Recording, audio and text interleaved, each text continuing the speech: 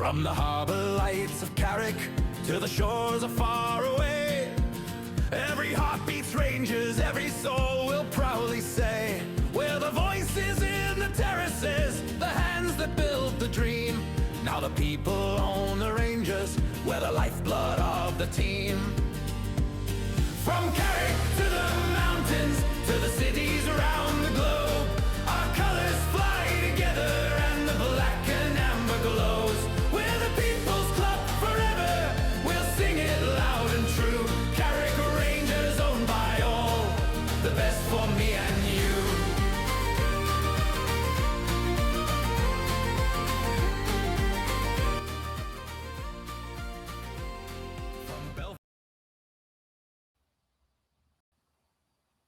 All right. Welcome to the People's Club podcast. As always, we'd like to say thank you to Carrick Krogan for intro music, and especially this week since we had a little bit of a technical difficulty and he sent us a fresh file just in time for today's show. I'm Andy and I'm here from Chicago, and co-hosting with me today is our friend from Alaska, Van Slyke. Van Slyke, how are you doing and how's the weather up there? It's your boy Van Slyke on the mic up in Arctic Antrim, and it's pouring down rain. Gotta love it. Ouch. Well, yeah, but you know, it ain't minus 20 anymore, so we're doing good. How are you doing? I'm doing good, thanks. Yeah, our weather is back and forth here too, but a little lighter than yours, I think. But I don't know. Some days it's 70, some days it's 30, and you just gotta check the weather before you go outside and bring a coat if you think it's going to be warm. So cool. But I'd take some of those 70s. That sounds awful nice. Cool. Otherwise, I hope you can come visit sometime soon again. But yeah, great to be back on the show with you again. It's been a little bit. And we have a special guest co-host today. And Luca, if you want to bring him in, we have one of our fellow investors, Dennis. Many of you know him if you're involved in Rangers social media as DA Dow or Coach Feed. Dennis, welcome to the show. And how are you doing today? I'm doing great. Glad to be with you. Excellent. And it was a pleasure that I got to meet you in person in Carrickfergus during the Owner Summit. And so why don't we start with having you tell us a little bit about your background and then also how you got hooked up with the Amber Army. Absolutely. Well, when I was 9, I started playing soccer. I was a little fat kid and they put me in the goal. And I stayed there till I was 12, and then I retired. But that's my history too. That's right. But no, I have 2 boys, and I was involved in coaching both of them. And one went on to play high school soccer, and the other did not. Which now that he's older, he kind of regrets that he didn't do that. But be that as it may, I've loved soccer a long time. This kind of goes off the track, but I bought a Chevy truck sometime in the, I guess, early 80s. At the same time, Manchester United put Chevrolet as their jersey sponsor right across the front. At the same time, Chevrolet decided to pull out of the English market, which was really stupid. But the bottom line is I had a Chevy truck, and I could get a team's jersey that had the Chevy bow tie on it. So I bought a shirt, became a Man U supporter, and eventually bought some shares of Man U. All that said, I think because of all that involvement, I started getting these ads on Facebook. Hey, how would you like to join and be owner of a team? We've got this one in Carrickfergus. We've got some other ones that are around. So I looked around, looked at them, and one was like a level 5 somewhere, newly created. I did some research and said, no, you know what? Carrick Rangers is the team for me. They're profitable. They've been around a long time. And so I made an investment. And I think shortly thereafter, I decided to try and buy some merch. Well, as you guys know, the merch site in our Northern Ireland is not fully stocked with stuff. So I reached out to Michael and Michael Smith, the majority owner, and like within hours, I'm getting a message back from Michael Smith, and he's apologizing that if there's typos in the message because he's flying across the ocean somewhere. So, I explained to him the situation. He said he'd look into it and see if they could get more merchandise and whatever. And so I finished that message, and it was all good. And I turned to the wife. I said, "That was the big boss. He's writing to me. He's got all the money, and he's writing to me, apologizing to me." I said, "This is going to be great." So then, we started watching the team, and I ended up, I think, investing 3 different times to buy shares of the team. And once, and Andy, because I met you and your wife there, lots of other people at the summit. My wife was with me, and she's a good sports fan. She loves sports, football. In fact, she's our fantasy football commissioner and has been for like 15 years. So she loves American football, baseball. So she went over there. I think she was sold and figured out why I was so excited about being involved with Carrick. So she had a great time. She spent about 45 minutes talking with Kel at the meet and greet up in the penthouse. In fact, Kel even gave her a shout out, I think, in last week's game, which was really nice.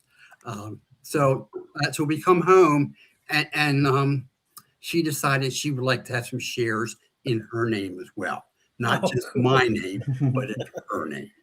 So we did an investment for her. So the bottom line, and my boys have shares as well, although they're not so much interested in the podcast and all the other stuff. But the bottom line is that's how I got involved, and I'm really happy to be involved with it. They have another summit or get together next year. We'll be back, absolutely. So if it works in our schedule.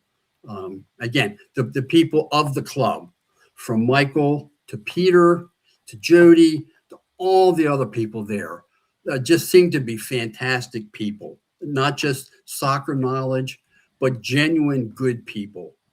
And the fact that you could feel that it's a family club, it's a community club. It's not like that the owners and the big money there, they're above us. They're not.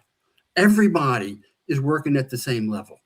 And that's a feeling that you can't get that here in a soccer club. Yeah, at least I haven't found any, close to me that I could be involved with.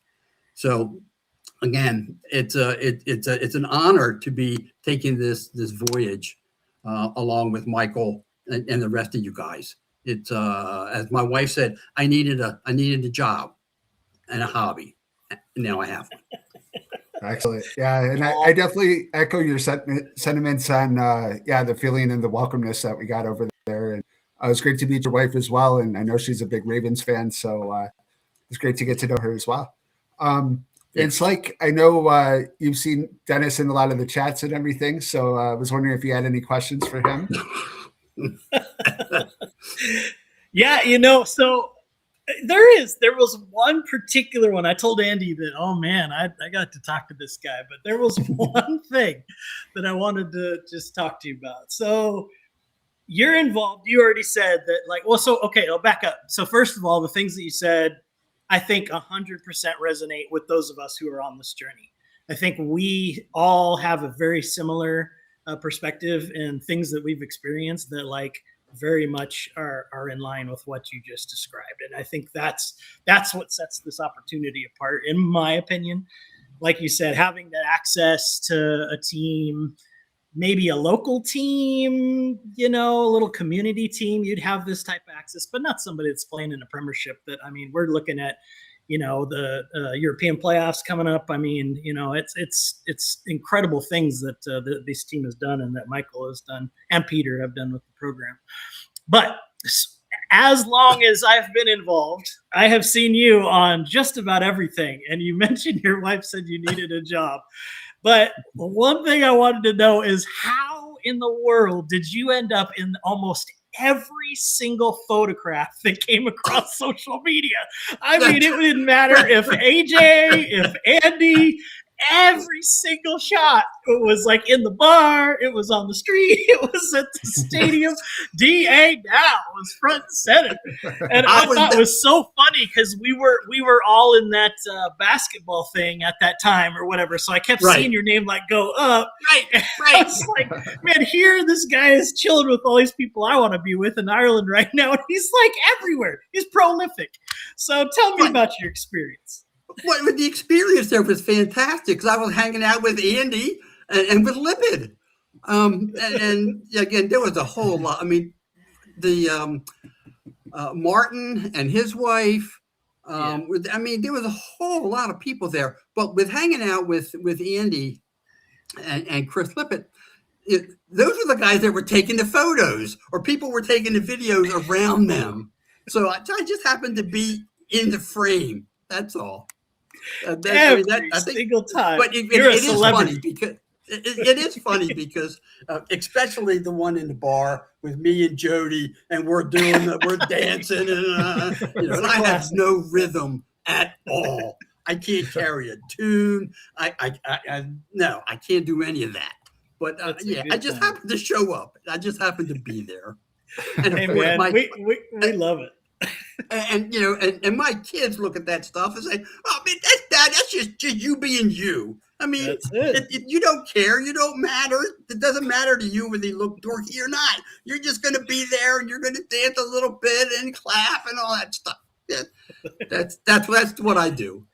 Well, that's awesome. Well, you should know that, like all of us were. We've paid attention to the different platforms, and we've discussed all of them. We've got the WhatsApp, and we've got, the Facebook group and all the things that are going on. But until the summit, or at least around then, I want to say during the summit, we didn't have it all put together that you were actually Coach V9.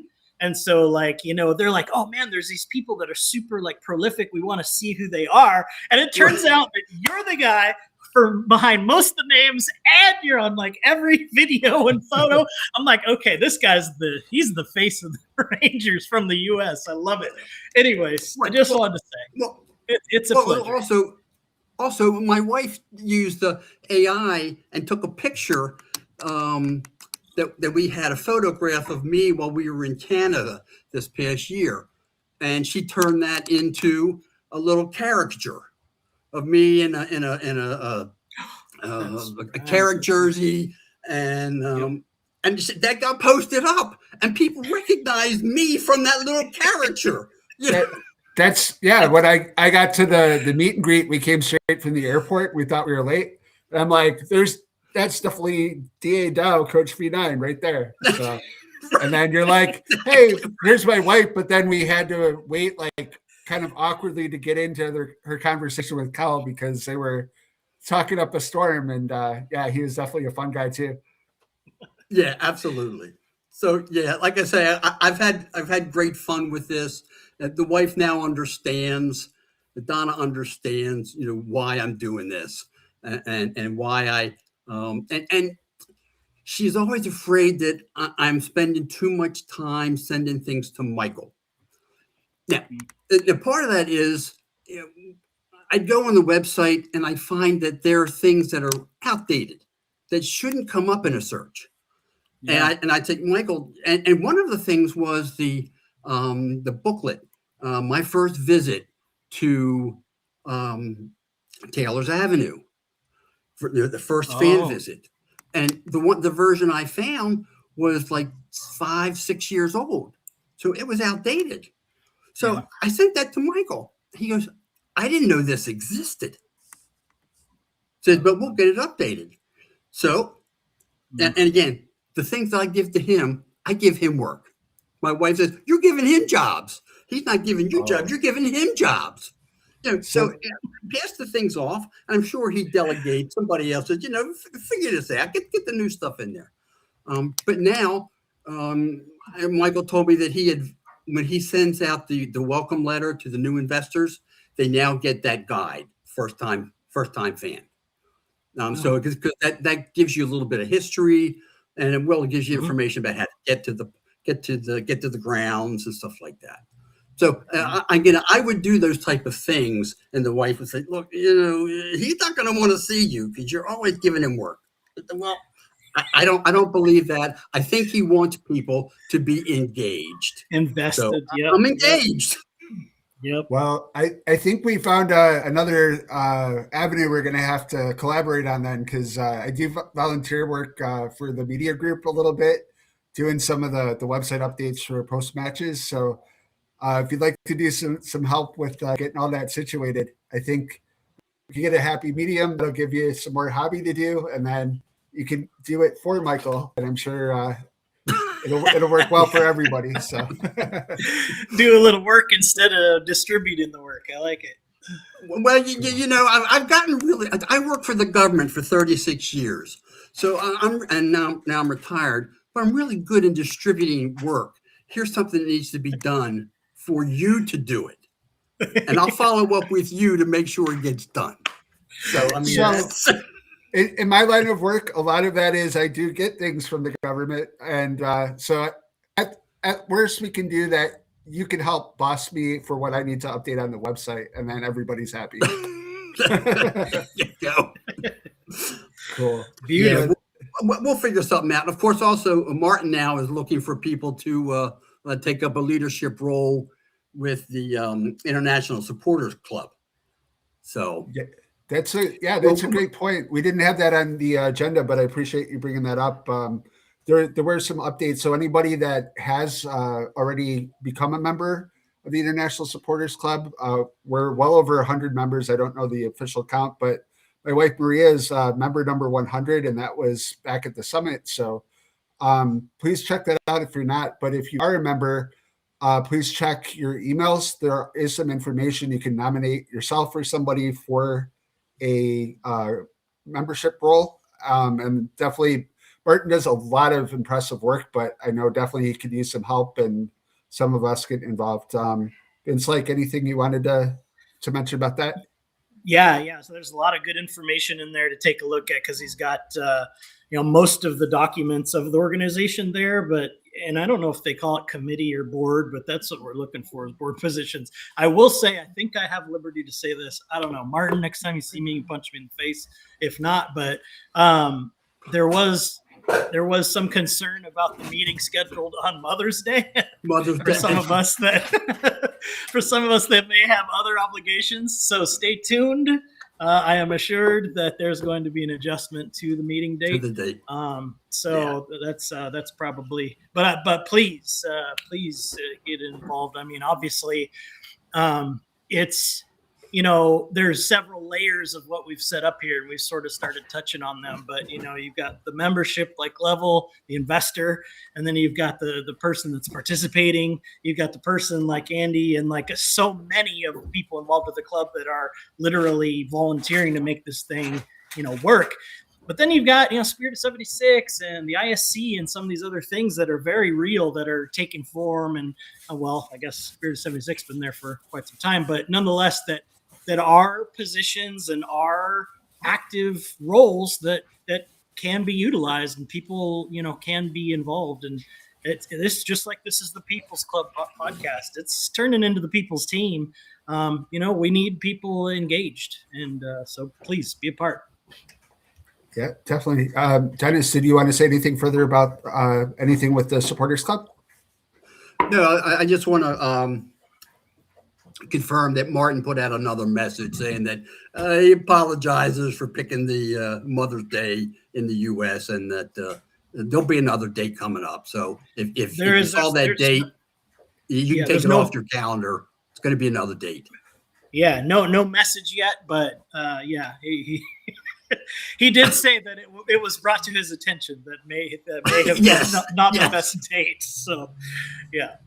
Cool. I actually found out that there's a different day for Mother's Day celebration because of our trip. My mom's birthday happens to be March 15th, and our original plan was to bring her to go to Ireland because although she's 100% Polish, she absolutely loves Irish music and all that stuff. so she couldn't go, and then I felt even worse that we were going to be away for her birthday when it said it was Mother's Day and everything we were going to, and that's when I like, wait a minute, Mother's Day isn't until May, and that's how I found out that it's different. So I can appreciate the confusion on that from the UK side, but kind of, I know we're already in line that we've secured 7th place in the division, but we do have a game to get to that while we're waiting for the playoffs. We did have a exciting, successful win this past week against Bangor, and I think Luker's got some highlights for us.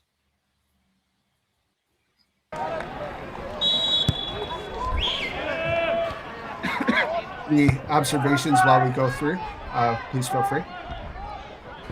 The one observation that I had was how much better we played on this artificial turf. That the balls rolled better. They were the guys were able to make passes. They could control and move up and down the field. And again, I put that solely on the turf because you didn't have the lumpy, bumpy turf that we've seen in some of these fields that almost look like they're recreational fields where you can't get a ball to roll straight. So again, I thought that we did a much better job controlling the ball, controlling the passes, and again, and just being in control. Man, that is a really serious point. Like, I grew up in rural Alaska where we played on pure dirt, and I mean the water. It rained 13 feet a year where I lived. So, like, I mean, there were ruts, like rivers running down through our pitches and stuff. I mean, horrible things. But when you think of or hear about the amount of water these guys are getting and the impact it has on those pitches, it is a very real consideration. And I had no knowledge of that until listening to Steven talk about, the situation after some of the games. That's wild to have to be a manager to try to bring that into it's almost like in the NFL where they have to like change cleats at halftime or something. Right. I mean, that's such a thing to have to actually compete with, like not only the other team, but the pitch. Oh man. So yeah, that might be something to kind of turn an eye to these artificial pitches around the Northern Ireland. My goodness. Yeah, that's a good point. I know we talked about the EA Sports campaign before, and I remember one of the World Cup games they came out with FIFA back in the day, like every summer to make an extra buck off of selling the same game but twice. They had like qualifying things where you'd be in like Montenegro or something, and the pitch would be all crazy and have bumps and things like that. Oh. It was a lot of fun for like a video game, but I can't imagine playing on that in real life. Yeah. Great strike from Danny here, huh? Yeah. I don't know if we're having some problems with the video leaker, but yeah, definitely. Here we go. Collapse on defense, man. That was a big error. Danny knows how to close. That was a nice strike. And then is it running for you, Andy? No, it's kind of frozen right now. No, it's running for us. So you can it's running for me. Yeah, we're doing fine. Sorry, thanks. So yeah, why don't you guys narrate then and forgive my delay? Well, there was the penalty. There was a penalty to Kyle. He got kicked in the leg. Then Danny ended up with the PK. What did you think about that, though? I actually thought it was a good call. Really? I saw a couple different. Okay. I saw some replays earlier today. Different shots from different sources, and clearly the player appeared to me went after Danny's leg. After Kyle's legs. Okay, gotcha. Is it stuck, Luker? There we go.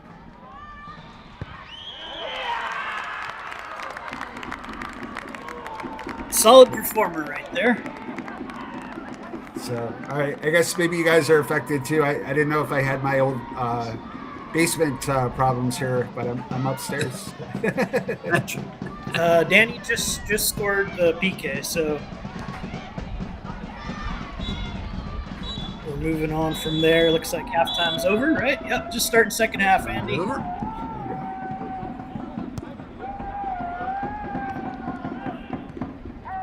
not too much going on. Boy, that's quite a comment about the pitch. That's a really good. Man, that's a really good catch. Great save there.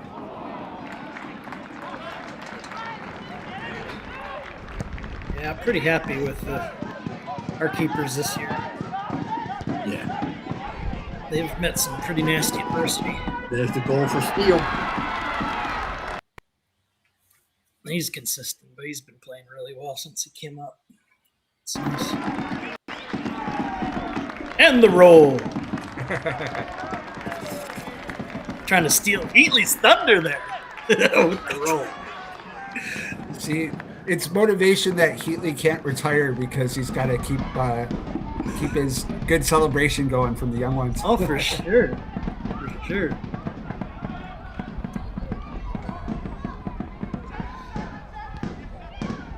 All right. Sunday. And we won. And it appeared that I think they got all the subs in, but the goalkeeper and one other player, because there's no commentary, and you don't always have the camera angle on who's coming on and for the substitution. I wasn't sure which of the guys did not get in, but I think 5 of the 6 who were on the bench, excluding the extra goalie, I think they all got some field time, which was good. No, that's a great point. Yeah, because I know we still have one more game left in the season before we start the playoffs, and that's where we really have to manage our guys and make sure they're ready for that. So definitely really important and really good management there. Vince Lake, did you have any other thoughts on the game? No, it was really nice to see the points. Really nice to see the W. I think I mentioned on one of the threads, Facebook or something, that I was happy we secured 7, but I was concerned about those last 2 games, man. I mean, just knowing the state of the boys kind of being banged up again like we saw earlier in the year. I mean, I think you're silly if you're not a little concerned with how we performed early in the year, being banged up and then going into, the important time that we have now. But it's a different team now. And, I think even the guys that aren't able to play, I think of a couple of previous games where we were out, Heatley was out, like he's been out, who was it? BBR got, the red. I mean, we've been able to still put something together with a pretty consistent showing with people out. So I feel a little bit better about it, but I don't know, that loss. I think actually it was the one, so like 2 games ago, but Baxter, he didn't give me a whole lot of confidence in his post game when he was like, oh, well, and it was a little gloomy there for a minute. So anyway, really happy to see some things coming to form there. And, I'm going to hand it to the guys again. Like DA said, that pitch and the weather they've been combating and stuff, like you throw that on top of, difficult opponents, injuries, all the other things, like, our boys have been battling hard this year. So I give them a little bit more credit, and they looked like the team we all know and love this last game. Yeah, good point. Dennis, do you have any other thoughts on the game? Again, I think they played well. They did some ball control. There was a little the start of the second half, they were a little flat. I think Banger came out trying to get back in the game. But after the first 10 minutes or so, we got control back. They started to make some of the subs to get in there. But no, overall, I was really glad. And we talk about, the low point of the season.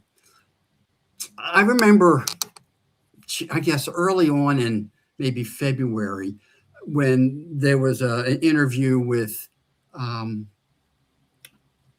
Baxter, and he said, "Well, Pete, when we were at our lowest point, he says, I knew what we had. Mm-hmm. I knew the team we had. Mm-hmm. We weren't finishing, we weren't getting the goals scored, but I knew what we had. We just had to get a break or two, and things would turn around." Mm-hmm. And I think that's what happened.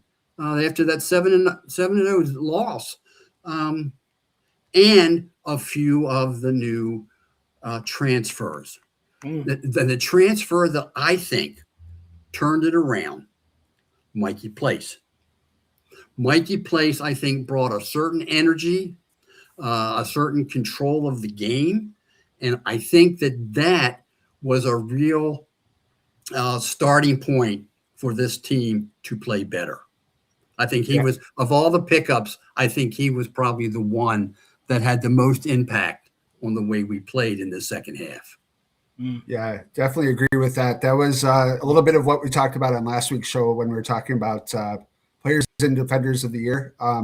Mikey Place almost won defender of the year from everybody's standpoint, just for what he did after the transfer window, because we're not good shape, and he helped set up a lot of other guys like Paul Heatley to be a little bit more in the right position and attack a little bit better. Right. We lacked a lot of energy till he came on board, and it was interesting to see how Steven talked about him and then see it unfold on the pitch, because you could tell the energy that Baxter had about Mikey. I mean, he thought he was what we absolutely needed. And then I guess the other piece of that for me is that Mikey was able to come right out and go. Like, I mean, I think he was like on the pitch the next game. I mean, he was ready to go. So, and that energy shifted immediately. I mean, that was the game after that 7-0 loss. And boy, we've been rolling since then. I'm happy. Yeah, absolutely. And Luker, I believe we have, I know Stephen Baxter didn't speak after the game, but I believe we've got a couple clips of Peter, a 3-0 win over Binder here today. What were your thoughts on that one? Well, delighted, Ryan, first and foremost, to get 3 points and a clean sheet and no injuries. A lot of people outside of the club and outside of the dressing room were saying, it's a dead rubber of a game, but we just don't believe that when you put 22 players on a pitch, there is anything like a dead rubber. It's the competitive DNA kicks in, and the boys just go at it. And to get the 3 points, as I say, clean sheet, no injuries, really good day at the office. But it was a tight game, particularly up until the first goal. There wasn't much in the game at all. I don't think there was any action for either team in either box until we get the first goal. And it's a good press in midfield. I think it might be Luke actually presses the ball that wins it high up the pitch for us, and it breaks to Danny, and he takes a good first touch, puts it into space, and he finishes it beautifully. And then, like football does sometimes, you wait for one, and the second one comes along quickly. And to be fair, in the dugout, we weren't counting our chickens when we got the penalty, because we know how good Gareth is at saving penalties. But Danny again confidently got up and slotted the ball home. So delighted at half time, and the manager's message simply was, be professional. We've set standards at the club this year, and we don't fall below that. And if any player falls below that, they'll find that they'll probably not be on the pitch too much. And the players went out in the second half, and to be fair to Bangor, they give us a wee bit at the start of the second half without hugely troubling us, and then out of nothing really, Aidan Steele gets the third goal, and just rewards for Aidan's performance today, because I thought he was really, really excellent all over the park, always available for the ball. Regardless of how he's playing, he's always available, and that's a sign of a really good player. So well done to Aidan. Cool. Thanks. And I think we also have some thoughts from, I believe, Kyle Cherry. Kyle, a 3-0 win over Binder here today. What were your thoughts on the game, first of all? Yeah, professional performance. I think we came here, and obviously we know we're 7 places secured, but winning's a habit, and the boys want to have a good end of the season, get into the playoffs. So I thought it was really professional performance. First half were very good, killed the game off, and then just second half, it was an enjoyable game and professional job, clean sheet, and 3 goals to 0. Got the goals at good times as well. Danny with 2 sort of just coming towards the end of the first half, and Aidan, early enough in the second half to sort of put the rubber stamp on it. That's the same. I think we started about first 5-10 minutes a bit shaky, and we played away in, and they made a mistake back. Danny was clinical, brilliant finish, and then obviously we got the second one there, which is obviously the penalty. The boy kicked me, goes the right time, and then second half again there was a bit cagey at the start of the second half, and then Aidan's obviously killed the game off, a great finish. So yeah, good day all around. So now just to finish the season strong next week, Glenavon, getting ready for the playoffs. For yourself personally, it was your 300th appearance for the club today. You know, you've been with us across 2 spells, and I'm sure you're very proud to reach that sort of milestone in your time here. Yeah, one of the boys said to me a few weeks ago against the Glens, I was getting close. I knew a few years back it was 250, so I think we're getting close. And yeah, And obviously it's freezing up on me a little bit again. But yeah, thanks for that, Luker. So hopefully that came through on everybody else's side. So with that being said, we do have one more game left before the playoffs. Not a lot to play for in that game. We'll maybe preview it a little bit later, though. But given that we're kind of at the end of the season, and we went over this last week with Lippitt and our guest Adrian Hack, I was wondering what your guys' player of the season was so far. Vince Lake, did you have a player you thought was the best, or I guess most crucial for the team this year? Yeah, I do. I was going to back up just a hair. That's a bummer that those aren't working for you. They worked fine for us, so I'm not sure DA was seeing it fine too. But, you know, Peter made a comment in there, and I'm not sure if he was alluding to it or not, but, you know, the feeling of the team and that conversation that he talked about that they had at halftime, or what the message from the manager was. You know, we were at a time where we could not close out a game. Could not. And that is a shift for me, for this team. I feel fully confident in them being able to do that now. I mean, we don't see the barrage of goals in the 80th minute anymore.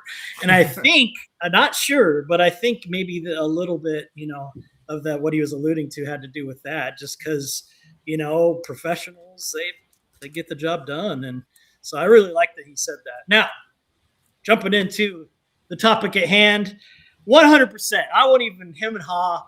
I like the style of this player's play so much. I mean, he is just clinical. He is, a leader. He is game changer when he's on the pitch. And to be honest, that's what you're looking for people like especially your leaders, because they elevate the play of everyone else. You know, if you have this player out there and Danny gets a hat trick, or, you know, you're scoring from the midfield, it just, I don't know. To me, this player's setting all that up. So I'm going to have to give it all up to Paul Heatley. I think that guy's a baller through and through.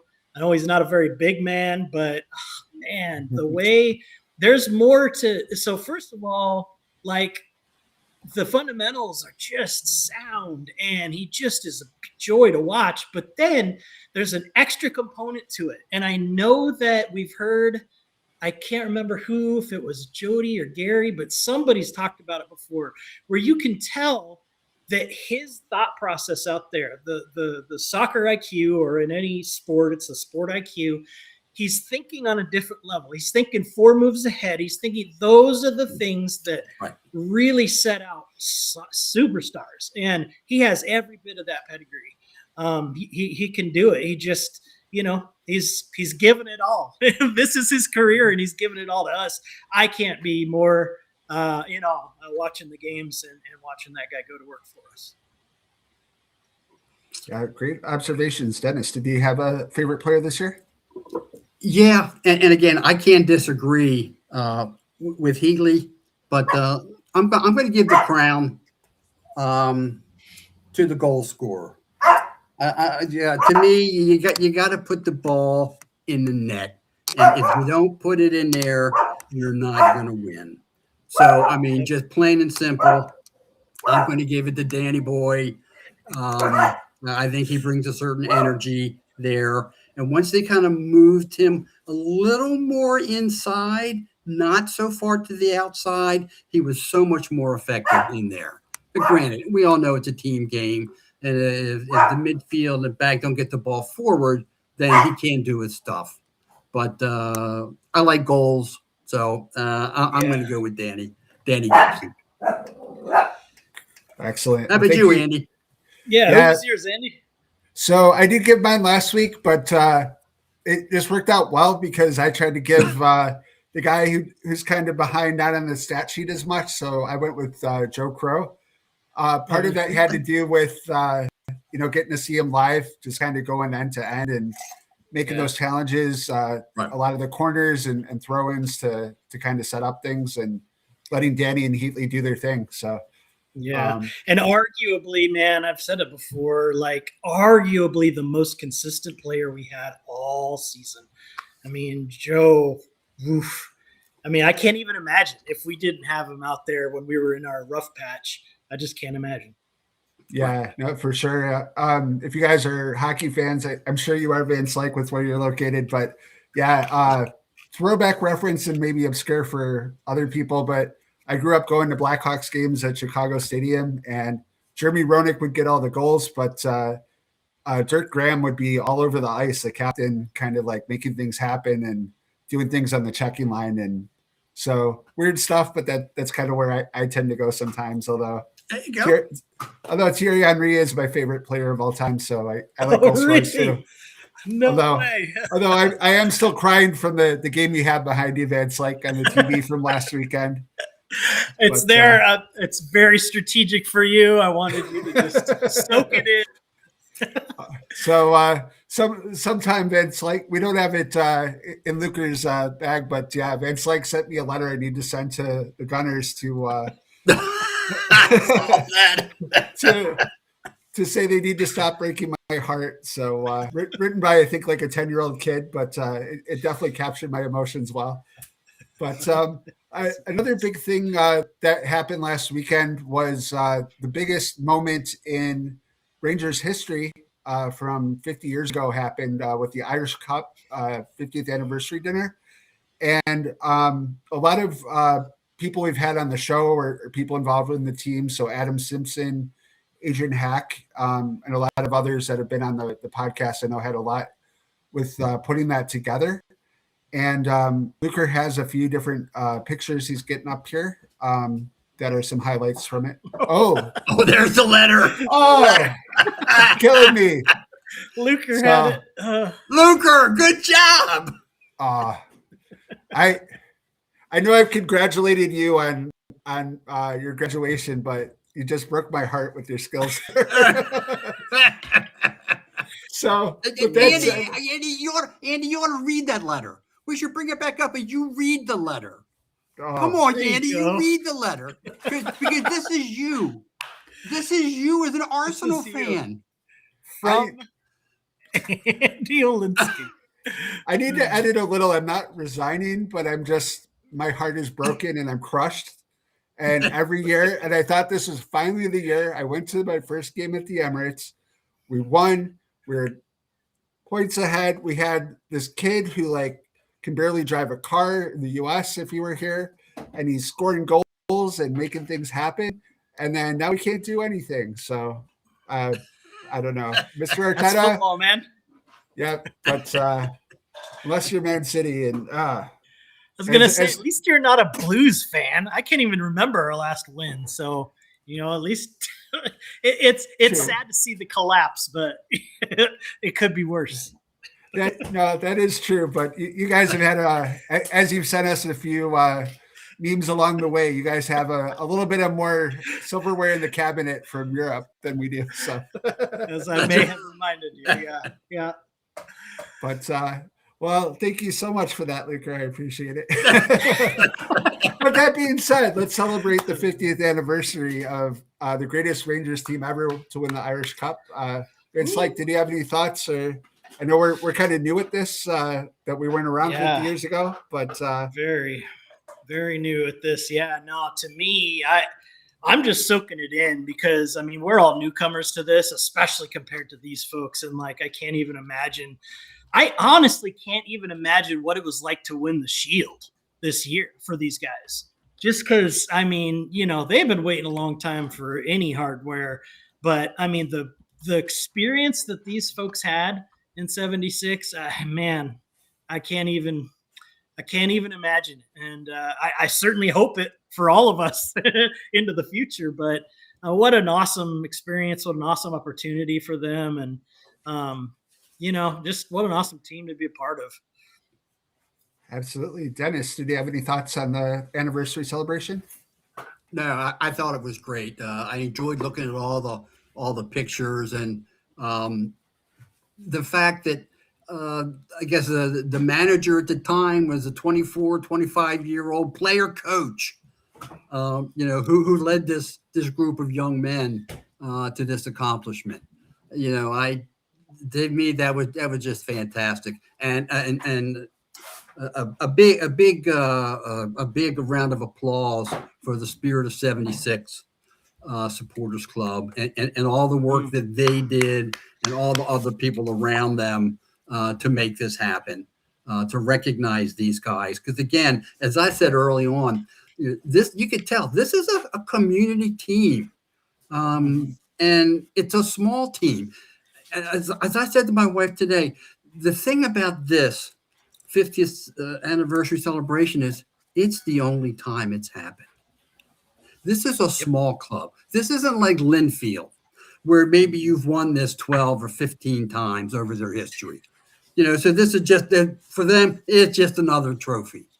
But for this club, for the Carrick Rangers, this was something special. And I'm glad that this new generation can appreciate what those gentlemen did back when they were young. Absolutely. And just to highlight how big of a win this was. First off, it was the first time they've ever beaten Linfield. And it's only happened 3 times in history. Right. So that game, one home game in 2022, and then the Owner Summit weekend that we went to is the 3rd time they've ever beaten them. But this one was even bigger because not only was it a cup, they were actually a B division team, and it was an incredible upset. So, like you said, they had a player coach. So, we were not quite working with what those guys from Belfast had to compete with that day. No, not at all. Not at all. And then, just to note, there was a picture that Lucas showed that there was a special replica orange jersey that they had made up. There it is. So those may still be available on the online shop if you want to check that out. They look really nice. So would definitely highlight getting that. And then they may also have, when we were out at the Owner Summit, they did have these pins that we were able to pick up over at the club shop. So those may still be available too. Highly recommended. A little good souvenir to celebrate 50 years. And with that said, now let's get into a little bit of goofy stuff. We've been a little too serious the last few weeks, and we've gone through our analysis. So our wonderful guest last week, Adrian Hack, went through a little bit of history about Carrickfergus, and he let us know that the Dobbins Inn is haunted. Aside from it's apparently the host for 5 members in Carrickfergus that are part of the Chicago Bears fan club in Carrickfergus, which again, I've heard there's someone named Ian. Please get in touch with me if anybody knows him. I'd love to talk both types of football about our teams. But anyways, so Luker, I think you have a little bit of a YouTube clip we found. There's a half-hour show about the haunting of Dobbins Inn, if anybody has. And so for a little bit more lighthearted discussion, Van Slyke, I was just wondering, do you Ever believe... stood in an empty room and felt you weren't alone? Psychic investigator Andy Matthews has. Short of having an apparition walk through a wall and shake your hand, this is as close as you're going to get. And he's not alone. I was born on Halloween, just before midnight, and I am the 7th daughter of a 7th daughter. Oh. A medieval tar house at the heart of a town there's our steeped in castle. military history. Some say a benign... And that's even cooler for me, for anybody that's an Iron 21 Maiden fan out there. 21. They mentioned she's the 7th daughter of a 7th daughter. There's an album and song called The 7th Son of a 7th Son, where you have supernatural powers if you somehow have that family lineage. So apparently the Dobbins Inn has that as well. But Van Slyke, what are your thoughts on ghosts? Do you think they're real? What are your thoughts on ghosts is the question. It goes well with obscure questions about Danny Heatley, right? Or Danny Gibson, I'm sorry. Yeah, it sure does. Sure. I mean, I I am not a very closed-minded individual. So the fact that we're just in a box and this is all there is really hard for me. Like there's a lot of stuff out there that we're not, able to see and experience. So, whatever. Sure. I actually worked with a guy who was really into this, and he has like the equipment, and him and his wife literally would take that's vacations, and they would go ghost hunting, and they would literally do their vacations in these locations where they have some, really haunted things, so that they could go and at least, oh shoot, I don't know if I know the word for it, but it's become a thing, right? It's like, it's a special like haunting vacation or whatever. And so you go and you pay money essentially to get to spend time in these places. But he said it is kind of cool because the ones they choose are the ones where you can actually pay and it's just your group. That's it for the whole night, as opposed to these hours. And he said, I mean, you get all kinds of crazy stuff. He showed me the stuff, the videos and audio, the things that they got. And it's weird. So, I'm sure if I happen by the Dobby. I know. Did we listen? Oh, it would be I interesting. thought the ghost got you. Yeah. He disappeared. Jeez. That's not good at all. Never mind. Anyway, so that's what I got. I don't have any like stories. I really don't care to run into a ghost anytime soon. So if that little blip was as ghosty as it gets, I'm good with that. Excellent. So, Dennis, I know you're staying in room 21 at the Dobbins Inn next time we do an owner summit. But do you believe in ghosts, and are you afraid about what's happened in that room? No, I do believe in ghosts, and I do believe, I guess, in the bigger realm of spirits. And I have a personal experience that I'll share. Oh, here we go. All right. There we go. I'm asleep one night, and I have a dream. And the dream tells me, get up and go see your mother, and go see your mother now. And at the time, my mother was living in West Virginia, and I'm living in Pasadena, Maryland, which is a suburb of Baltimore. And it just said, get up and go see your mother, and do it now. So I woke up my wife, and I said, I don't know why. I have to go see my mother, and I have to see her now. Called my boss. I said, I'm taking the day off. I get in the car. I drive 2 hours to her home in West Virginia. I pull up in the front of their house, and they're just about, she and her husband are just about to come out the front door. I said, what are you doing here? I said, I don't know. I got this message, this vision that said to come and see you, and to see you now. She goes, I'm on the way to the hospital now for a cancer operation. And she had told no one. She had not told my sister, not told me, she told no one. So for some reason, there was a message that got to me that said, go now.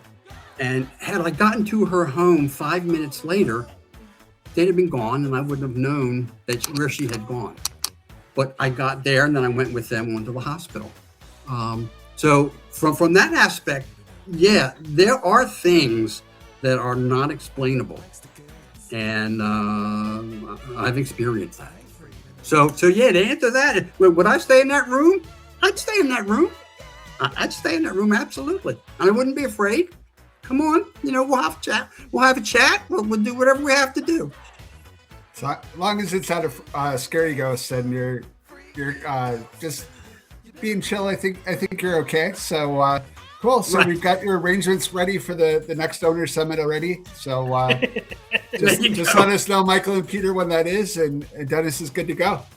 Cool. Well, the only trouble with that is I'm not sure Donna would agree that we're going to stay there. That would be the issue. That's a good point. So, all right. Well, maybe we'll stay back in Belfast again in case. Yeah. So sounds good.